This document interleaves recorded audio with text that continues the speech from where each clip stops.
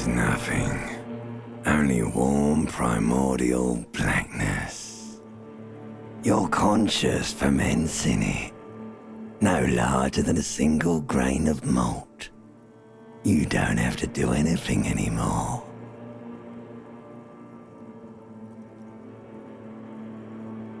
Ever. Never, ever. Never, ever, ever, baby. An inordinate amount of time passes. It is utterly void of struggle. No ex-wives are contained within it.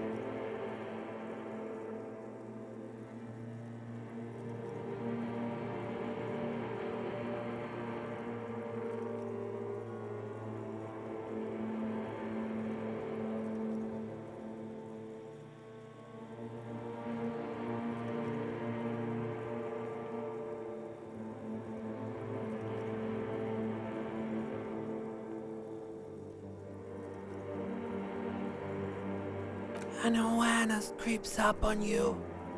A mass lies hidden in your dead angle, soaking in some lurid acidic sauce. It's bloated and shameful, a ball of meat surrounding you.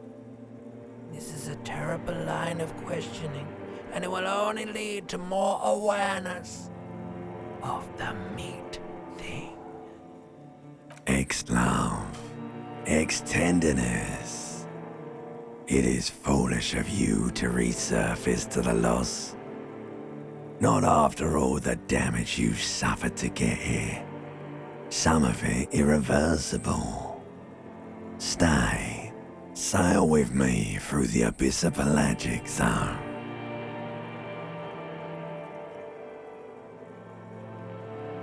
Alright. Nothing town to fuck all borough.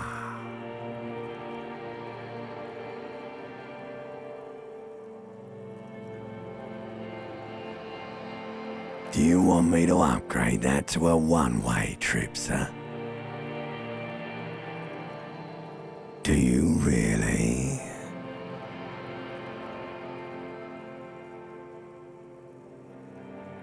You wouldn't like it if I told you what was back there. Why'd you think you had to bludgeon yourself into oblivion? Or did you not sense yourself marinating? Poured so much on yourself, got a bit carried away, did we, Chef? There's this giant ball there. An evil ape. And the evil apes are juking it out on the ball. You're one of them. It's basically all just evil apes juking it out on a giant ball. You can't even make out it's a ball when you're juking it out. It's that large. You can't even make out it's a ball when you're juking it out. It's that large. You can't infinitesimally small. Vying for resources is just a stupid expression you picked up somewhere. The part of the presentation you want to take home with you is this. You have to beat the other evil apes in the face, or you lose. Yes, it is. And you drowned in that sadness a long time ago. You lost. The sound outside, you recognize it.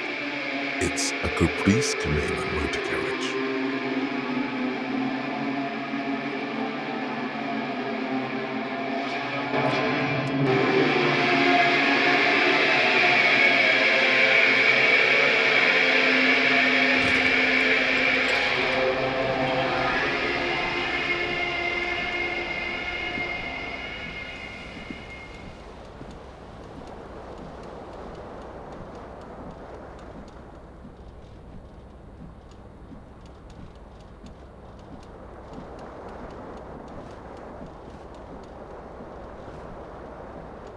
This fan has two chain pull switches. One ends in a tiny fan, the other in a light bulb. A truly horrific necktie has somehow attached itself to one of the blades.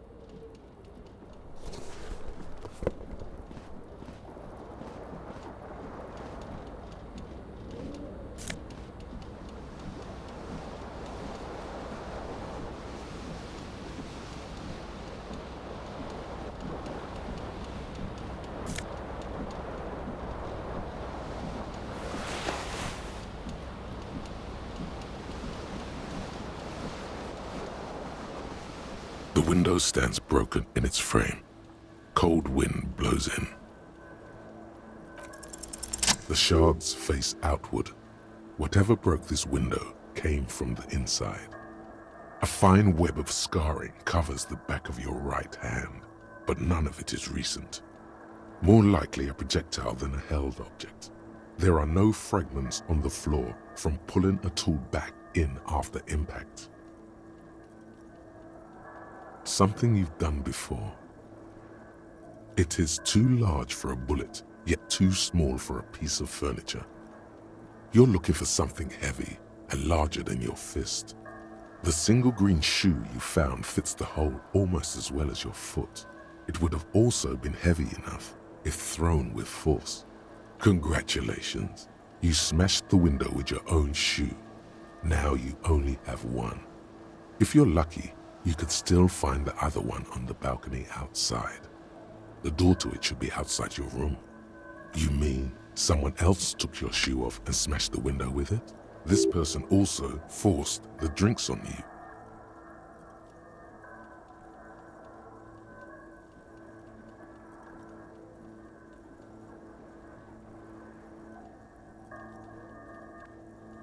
A cool wind gushes in. Your toes curl up from the cold.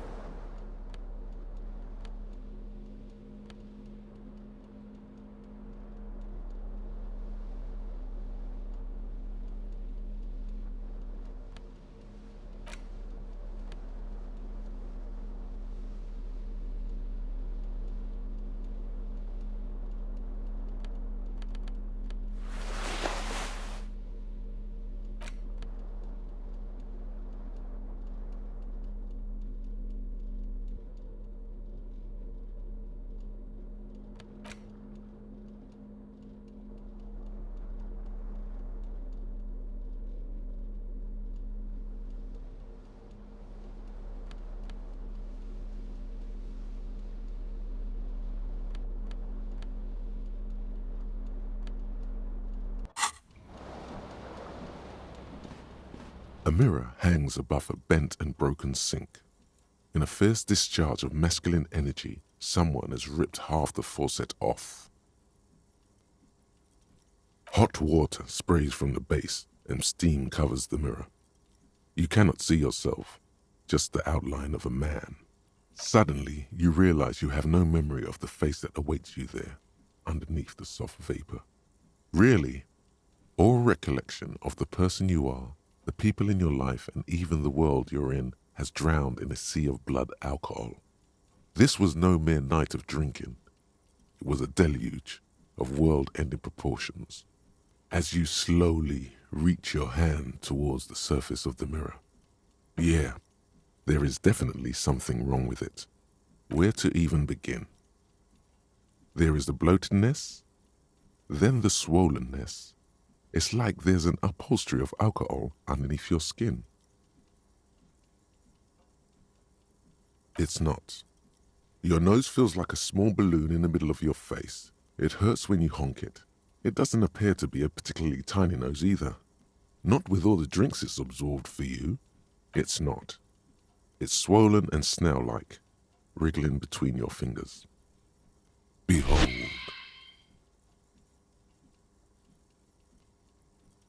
You have no idea who this thing is, do you? Too late. You clearly have rigor mortis on your face. Or wait, is that an expression? Are you trying to make an expression with that face? Why? Please stop. It's horrible. You're scaring yourself. You can't, can you? It's like it's not even voluntary anymore. You have worn that grin into your face, and now it won't come off. What does it even mean? What is the emotion you're trying to convey?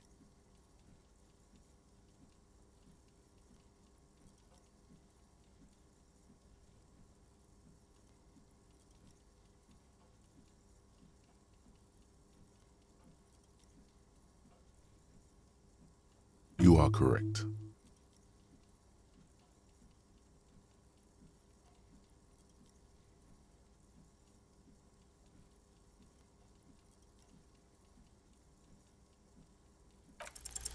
It belongs in the new, the third decade of the current century. Enough time had passed from the failure of the revolution that, for a fleeting moment, free market economy seemed like the ultimate, uncontested way of life for our species. Things were good. It was smooth sailing. People made gold and champagne-tinted interiors and facades to suit the times, calling this the new style. But more importantly, disco happened. For Revachol, your city, that meant only one thing. Guillaume le Million. If it doesn't rhyme, you're not pronouncing it right. Out of the dazzling swirl of disco music, in an open-air boîte de nuit, somewhere in Revachol West, Guillaume's blonde mane appeared on the screen. He sang some bullshit. Then he made the expression.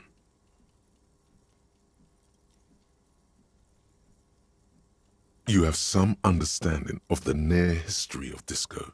The rest is darkness, aside from the useless fact that the motor carriage outside was a caprice cinema.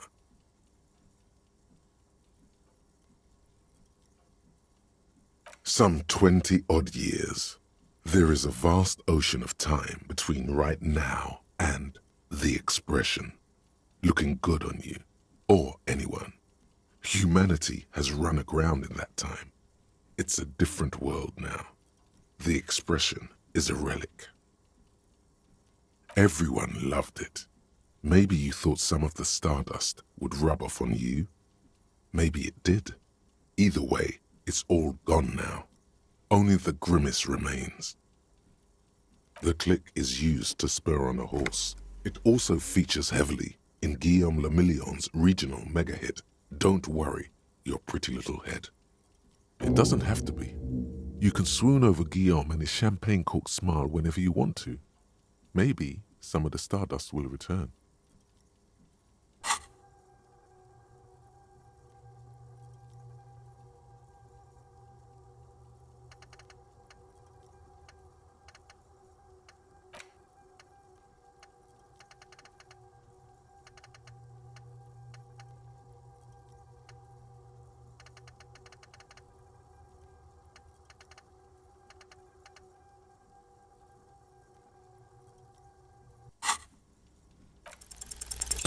too late.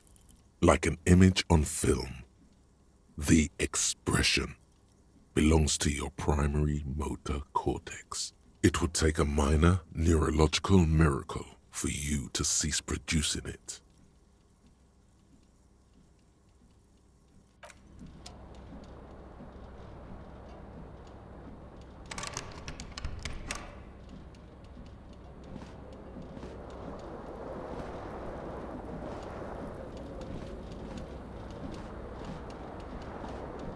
This fan has two chain pull switches.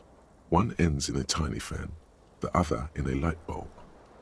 A truly horrific necktie has somehow attached itself to one of the blades.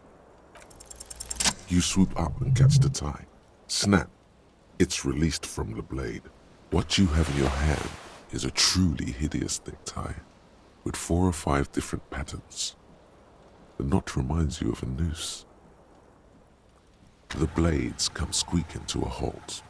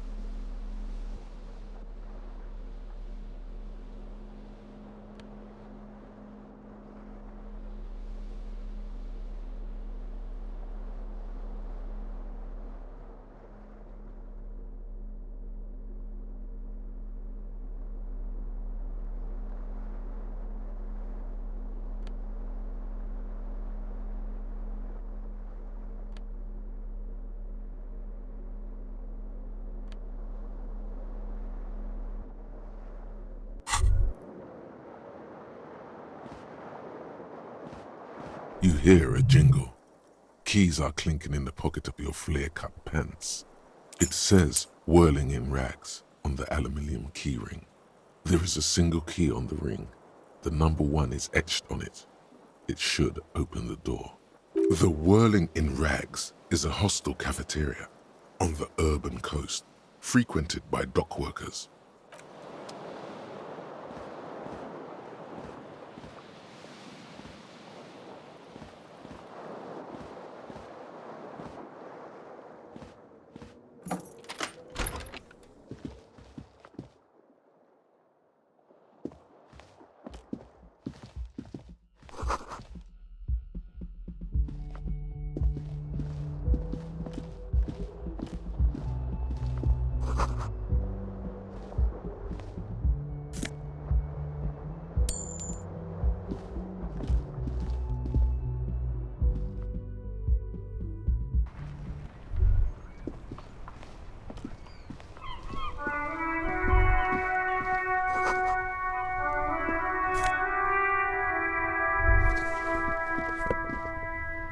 There they both are, 2 identical shoes, both copiously green and indiscriminately snakeskin, reunited on your feet, like 2 baby crocodiles. Good, they're balanced, comfy. Feels like the only good thing about you right now, truth be told.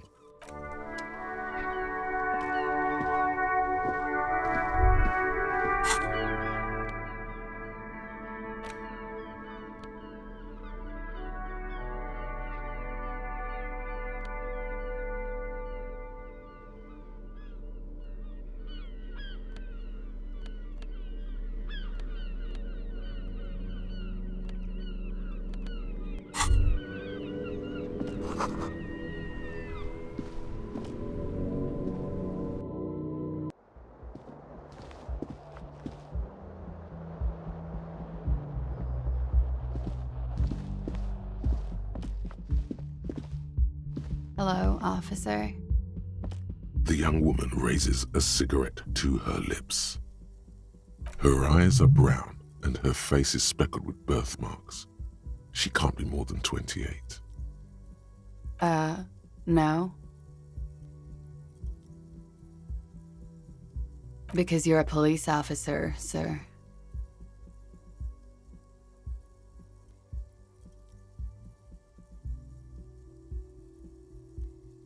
I am, yes. Unless you've been feeding us a set of very well-rehearsed lies all this time. You've been here for 3 days, on official police business, no less. Couldn't say. In truth, so far, mostly drinking. You have no doubt about the drinking. But do you strike yourself as a tight-lipped drunk? She must have heard something.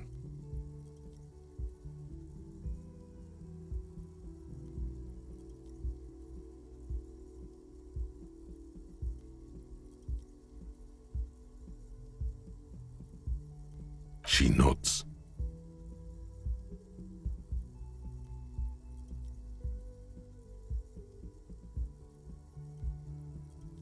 There's a mercenary out back. He's been hanged. The body has been there for a week now. The locals probably got tired of it and called the cops. I didn't mean to overwhelm you with information. You seem a bit lost, officer. Could it be because of the drinking? She hasn't had time to put her makeup on. This is her morning cigarette. She looks tired, her beauty waning faster than it ought to at her age. Don't be so harsh on yourself. They let almost anyone be a police officer. Of course. Be careful, officer. They don't like the police around here. Something stirs in you as she's about to go. Call it an instinct, a need. The need to ask questions. It's like you said the words 1,000,000 times before. She looks back at you, a light glinting off her eyes. You're a cop, Harry. It is unnatural of you not to want to ask questions.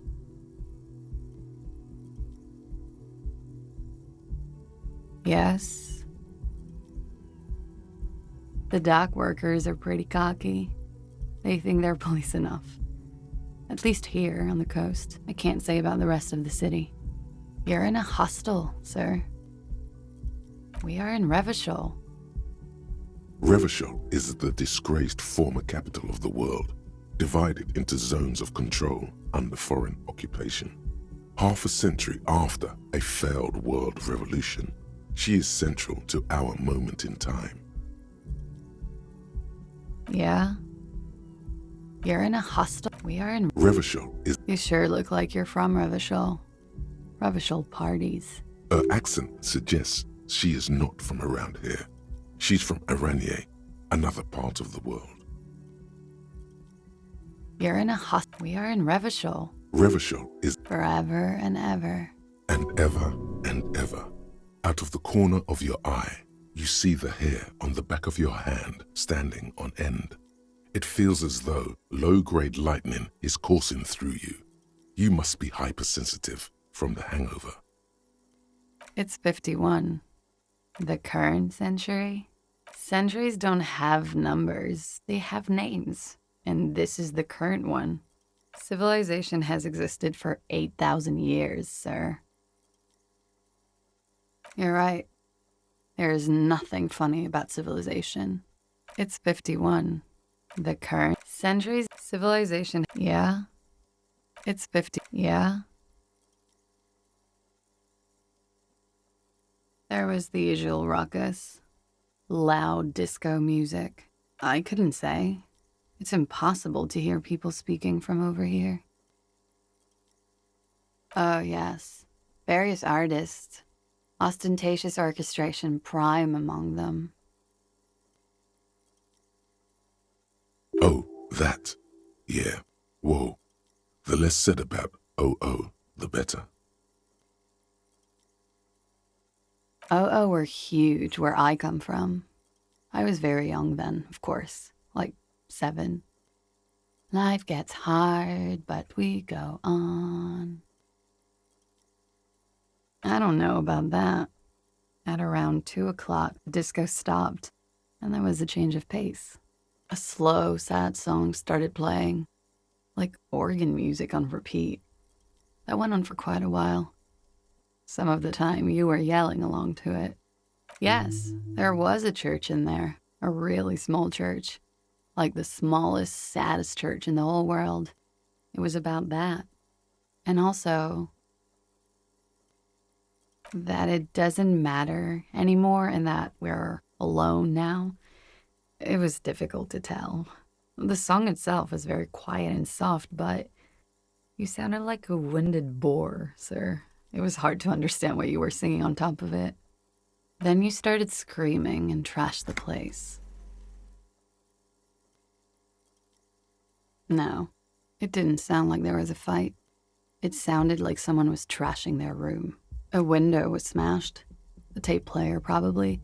The song stopped. And furniture, too. A real destructathon. There was. I think you screamed that you didn't want to be this type of animal anymore. I may have misheard, but it was sort of memorable. I went out afterwards. Everything was quiet by then. Around 4 or 5. And that was it. Glad to have been of assistance.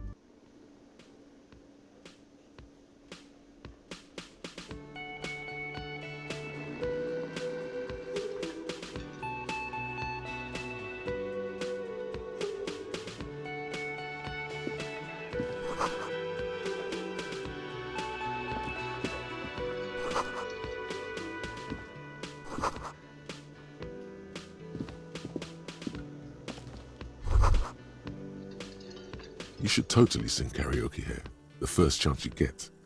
Your emotions need to be expressed. People need to know your vast, oceanic soul. Utterly. And it needs to be heard through a PA system by other people. You should sing the sad small church song from that tape you found. Thought it was obvious. Serves them right.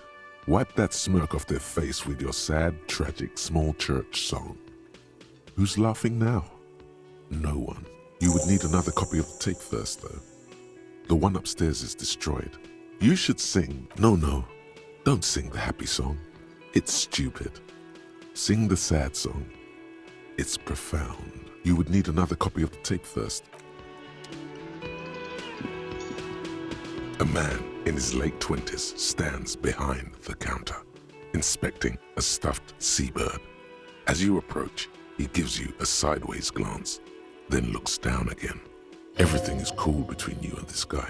He's a big fan. Make some small talk. No, I'm not the bartender. I'm the cafeteria manager. He's very animated all of a sudden. This seems like a touchy subject. A competent work of taxidermy. The white and brown seabird lies among piles of coasters and drying mugs. One of its wings broken. The man is trying to mend it. Looks like the bird was ripped off the shield that was used to mount it, most likely on a wall. This is the great skua. The seabird is the symbol for the discovery of the Insulindian Isola, the part of the world you are in right now. The small steel tag says as much. The great skua, Stegosaurus skua. Look, your buddy is over there. Why don't you go and talk to him, okay? He pretends not to hear you, concentrating on the bird instead. Looks like this is the small steel tag. Look, why don't you go and talk to... He pretends not to hear you.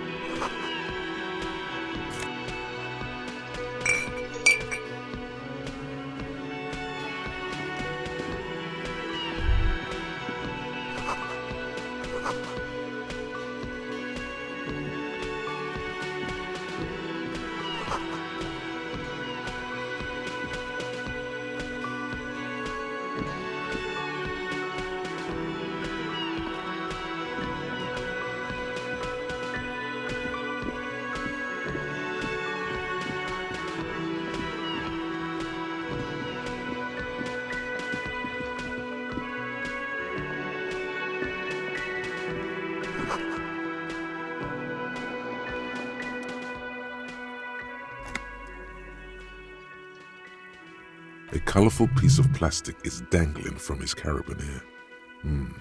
Makes your fingers itch. On the counter, rolled out of his open hand, you see a blister pack of headache medicine. It's a dock worker's ID, doubling as a shift card and a job permit. A young, able-bodied man stares back at you from the photo. Santiago S. John. The man does not mind. You probably need them more than he does. You've just picked up some magnesium. This item is stored in the bottom left corner of the screen above your character portrait. Use magnesium to heal your morale if you have morale damage.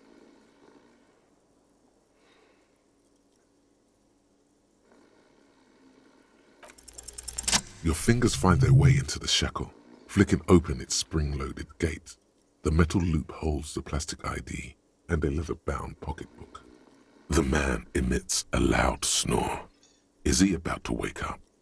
Doesn't look like it, but you never know. Better be quick. You find a black paper note with a woman's profile on it. Seems like this woman lived centuries ago. The note says, 5 real. It feels nice and greasy. You slip the plastic ID card out of the loop and pocket it. The man continues to snore. Just for the record, you look nothing like the man on the document. The sleeping dock worker has little to say about your actions. He remains silent.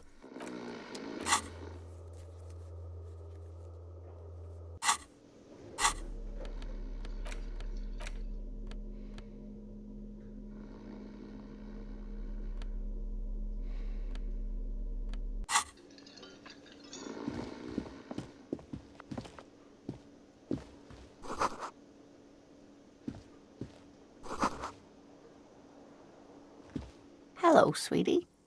You shouldn't keep your colleague waiting.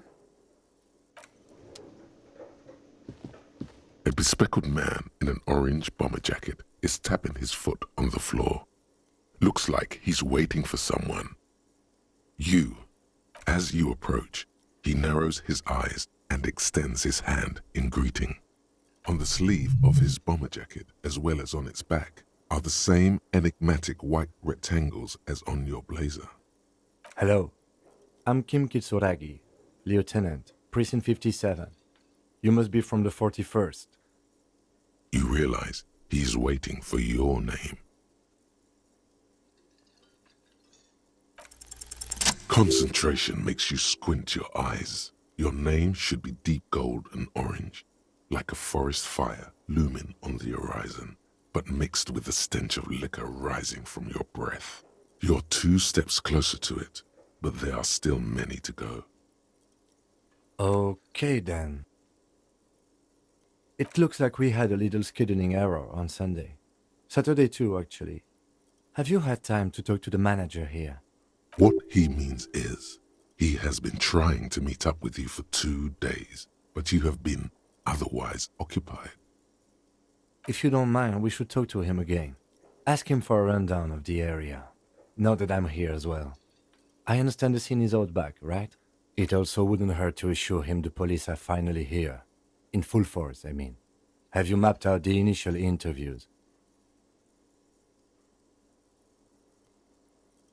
Okay, we'll have time for that after we take a look at the coroner's case. Have you removed the dead body from the tree? So, the body is still in the tree, where it has been hanging for 7 days straight. We should go there as soon as we are done talking to the owner. I can see you drank last night and the night before, and that you are still drunk now. But I have seen officers go through worse. Much worse. If you need something for your headache, there is a general store nearby. But as I said, the dead body should be our #1 concern. We all feel that way sometimes.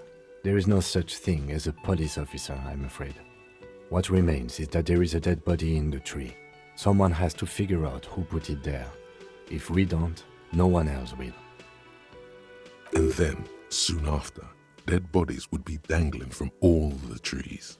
But first, we have to take it down. I was sent here to meet a detective from Precinct 41. You have the insignia of the Citizens Militia on your sleeve and on your back. I suppose you could be impersonating him. You could have gotten the insignia from the black market or forged it. But for now, I'm going to set those possibilities aside. I'm not from the Inspectorate General. Inspectorate General means internal affairs. What he's saying is, he's not from the rat squad and isn't supposed to suspect such things.